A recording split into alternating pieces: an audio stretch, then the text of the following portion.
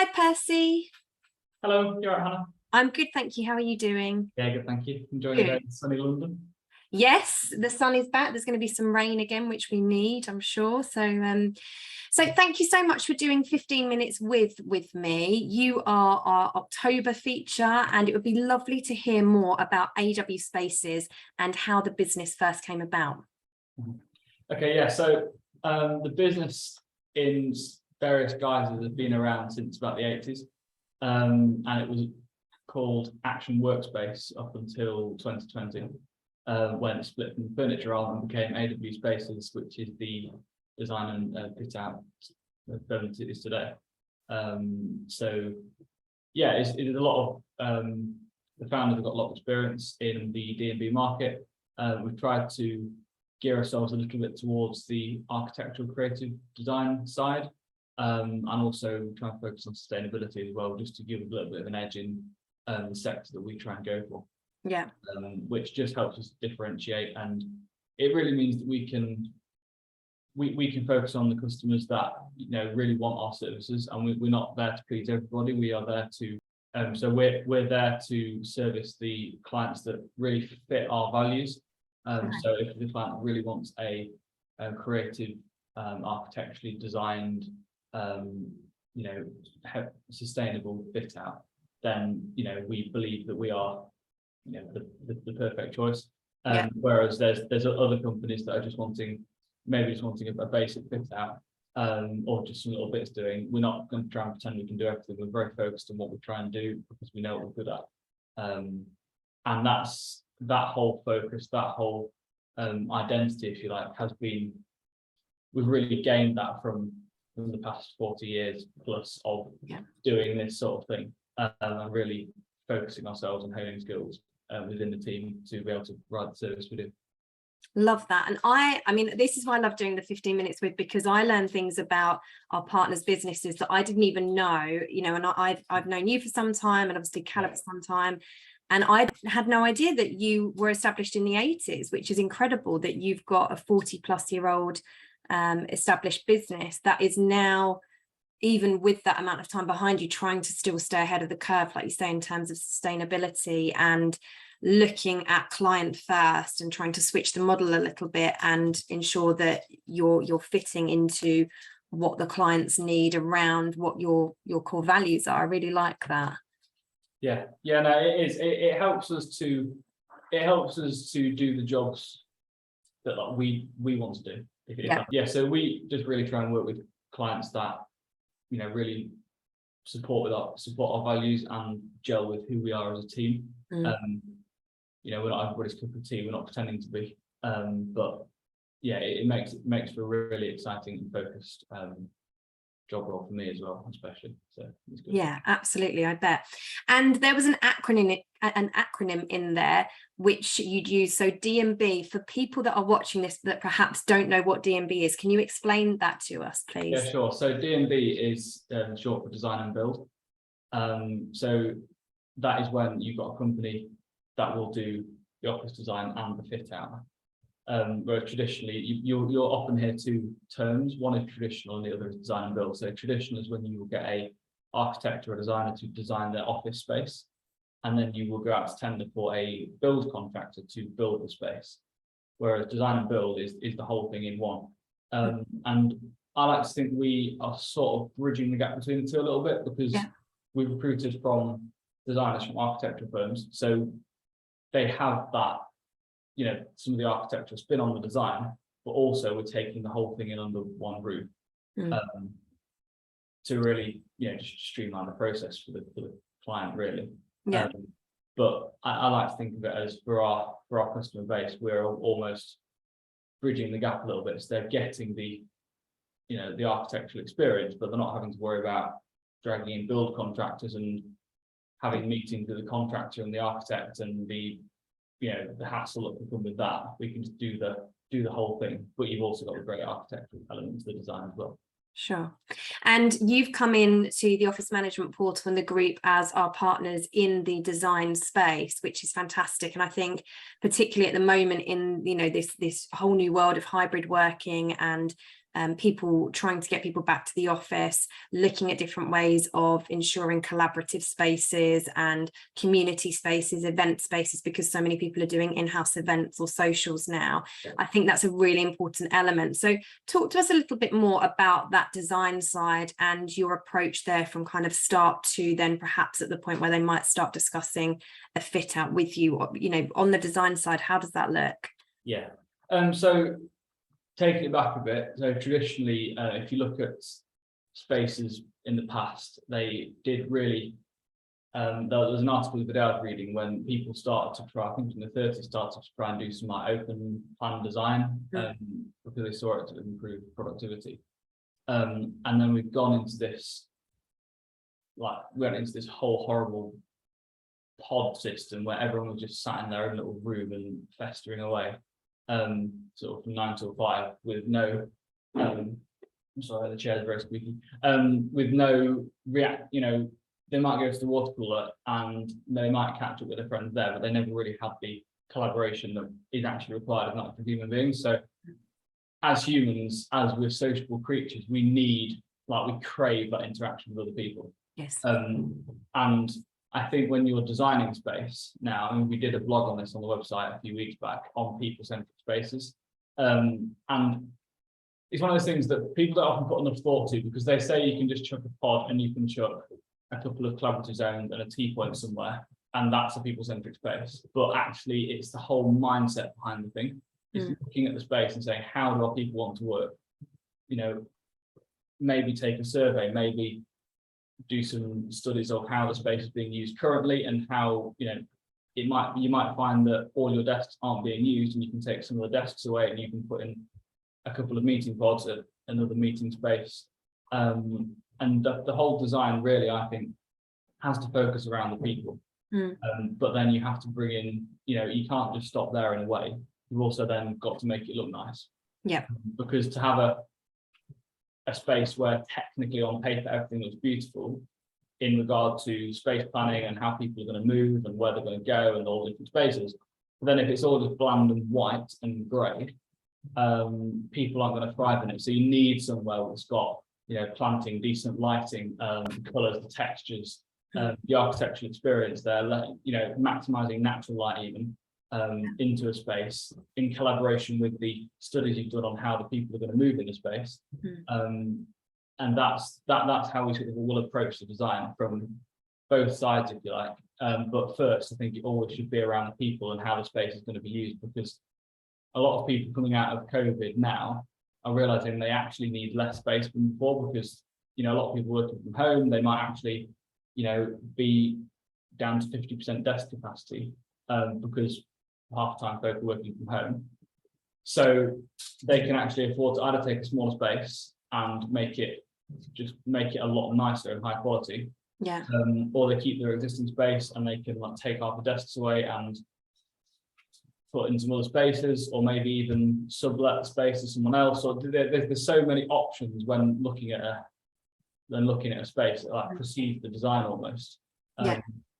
But I don't know if that answers the question. But it does, yeah, and it's right. There's so many factors. There were pre-COVID, but there's so many factors at play now. And I think, you know, studies of space utilization were coming in before COVID. You know, there was sort of apps and gadgets and things you could get to monitor how often a desk was being used, whether you had static or hot desking, all sorts of things. But it is really important, and I've read some blogs and been on some webinars about the psychology behind space planning in offices, and it's really interesting when you start delving into the different personalities and the different human needs that we all have as well. So yeah, I bet it's incredibly interesting.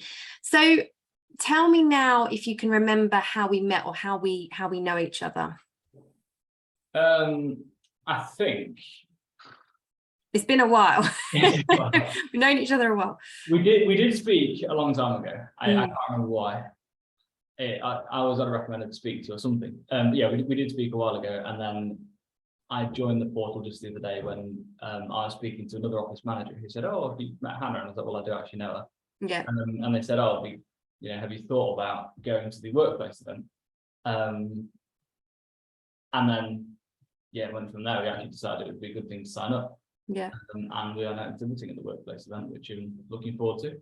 Yes, the show next week. Yeah, so I think this will go out on YouTube in October, so we'll have had the show by the time you're watching. Okay. But So AW Spaces are kindly doing the floor plan for us, so they're going to show off some of the design that they can do, obviously within you know, the sort of confinements of the very old building that we're in. But yeah, for anyone coming or that sees, you know, any of the material, AW Spaces are doing the floor plan for us, which is a brilliant help.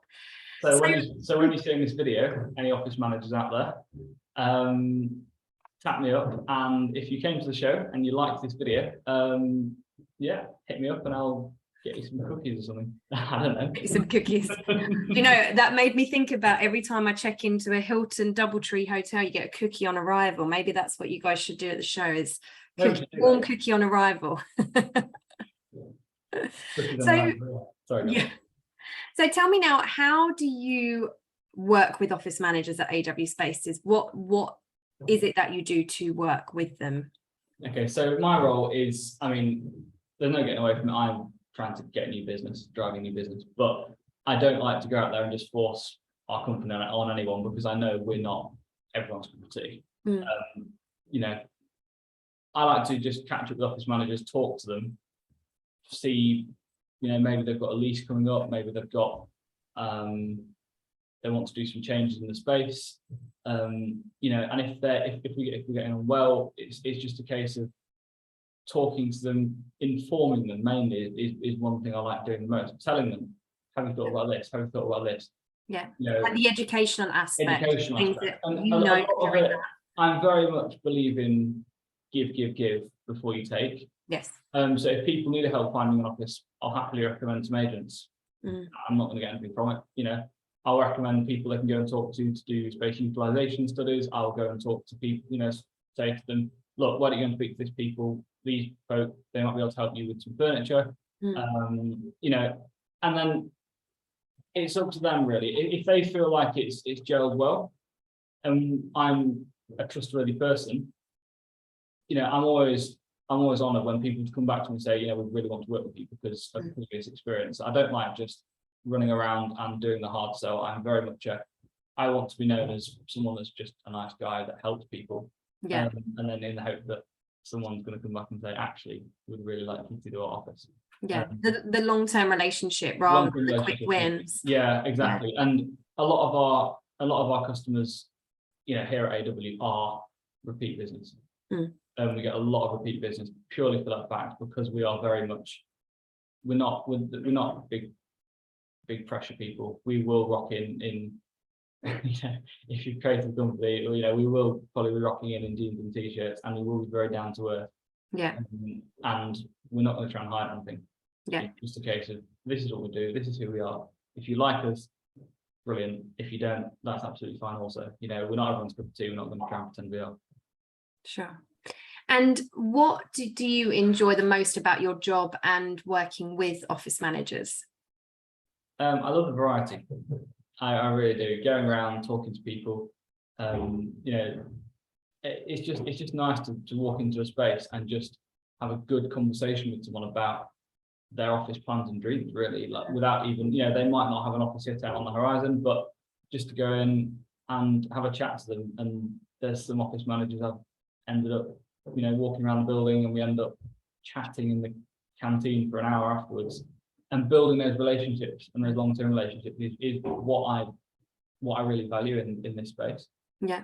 And it's very much for me, you know, at this point in time, it's very much building the relationships, talking to people first, and helping people. Yeah. And then if work comes out in the back of it, it's a bonus. But I just love meeting people. I love the variety. I love going around London. Anyone that follows me on LinkedIn will probably know that I love taking photos of London and posting them. So yeah, doing a little history posts and things. So that part of my job, as I'm going around the day to day, you know, all the interesting things you see and you can talk about it. Yeah, that's great. Yeah, I really like that. Great. And finally, you know, you are the experts in this space, in the design and the construction fit out space. So can you share with us any top tips on these areas in terms of perhaps, you know, if you're entering this new world of looking at design, whether it be for an existing office footprint or because you're relocating, downsizing, upsizing, whatever it might be, or perhaps share you know, what you're seeing happening in terms of trends. We've all seen the blogs about, you know, changing your workspace so that it's more collaborative and more inviting to bring people back. So it'd be great to hear from you guys, maybe some tips to share with office managers on, you know, going through the design phase and entering into a fit out, versus then perhaps some tips or insights into what's happening at the moment. So I think the whole COVID thing hasn't changed the way things are going to go, but it's just sped it up. I think they're just putting that out there to start with, you know, the whole movement towards more people-centric spaces effectively was always going to happen. But COVID's done a favour in that sense, actually speeding it up. I mean, none of us would have COVID again, but you know, we wouldn't want to go through that. But it's done it has done a good thing in speeding up that change, which was so badly needed, in my opinion, in the office market.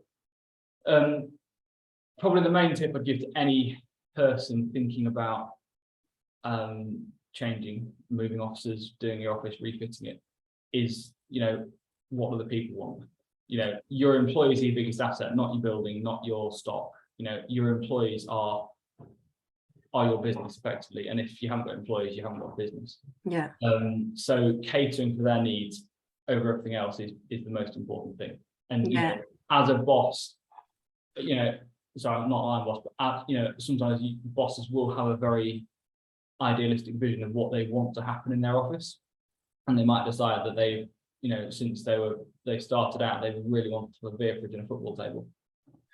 But actually, it might be that their employees don't drink alcohol, they you know, they don't want to have alcohol at work, and they don't really want a football table either, but they do want a pod and some beanbags to work at. Yeah. They might want to sit-stand desks. They might, you know, the way they work, they might all want to work out on a terrace somewhere. So then he suddenly has to go and say, right, okay, so when I'm looking for a new office, I need a terrace, because my people like sitting on a terrace. There's all loads and loads of things like that. Just speak to the people, ask the people what, you know, how they will work best, because everyone's different. You've got so many different, you know, cognitive varieties in people, introverts, extroverts, you know, etc. That you're going to have some people that want to work at a desk. You're going to have some people that want to work in a collaborative zone.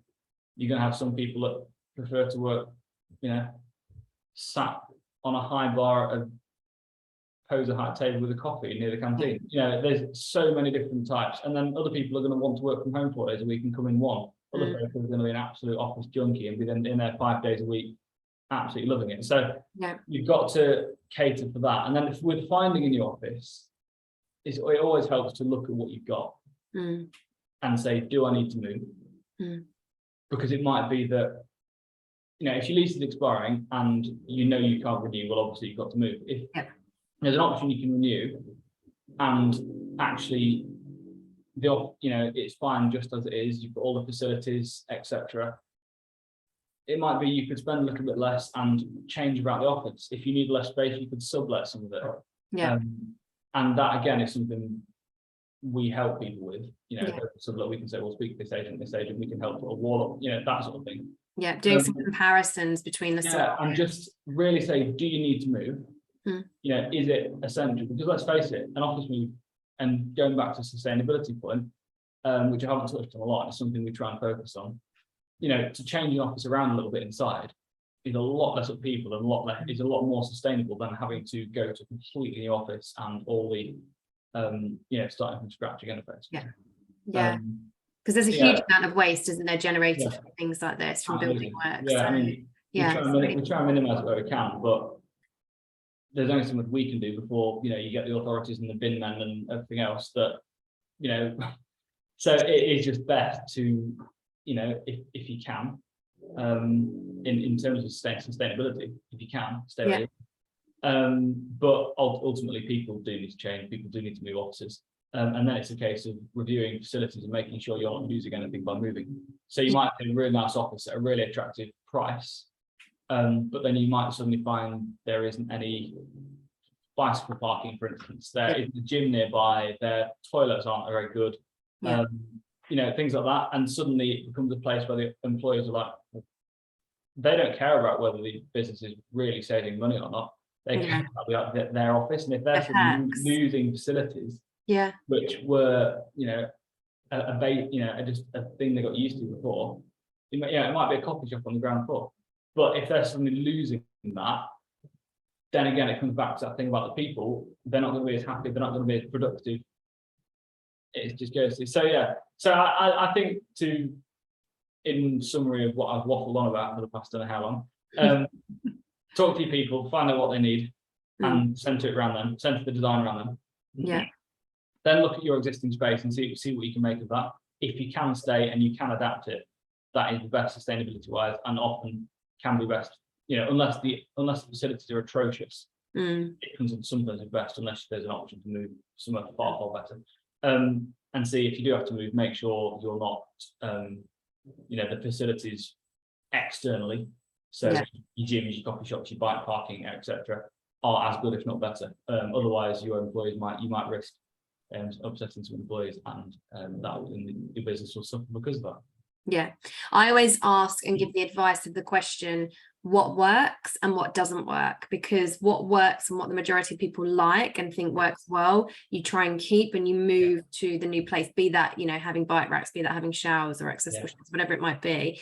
And then what doesn't work, you either get rid of because it's unused, or it's unnecessary, or, you know, it just doesn't fit what people want, and you find something else that does, or you park that completely. So yeah, fully agree with that one. Definitely. I mean, it might be that none of your employees bike to work, so going somewhere without a cycle park doesn't matter, or none of them might go to the gym, but you've got to talk to the people. Yes, you need to do the. I can't reiterate how important it is to speak to your staff. Don't just surprise them with a new office that they suddenly go, oh. Talk to them, speak to them. Which businesses do sometimes. We're moving and we haven't asked for your opinion on it, which is wonderful. And just very briefly, you know, just in perhaps a short sentence or two, what are people doing at present? What are you seeing happening in the sector? You mentioned obviously that it's sped up the change to collaborative spaces. Is there anything else to add in terms of what this sector is doing? I am seeing in designs and in, you know, businesses are a lot more open to, you know, to more collaborative zones, to designs in that way, really. I mean, I've obviously I've moved to the fit-out industry post-COVID, so I'm sort of going by things I've heard. I mean, I was in the planting industry, as you may know, previously.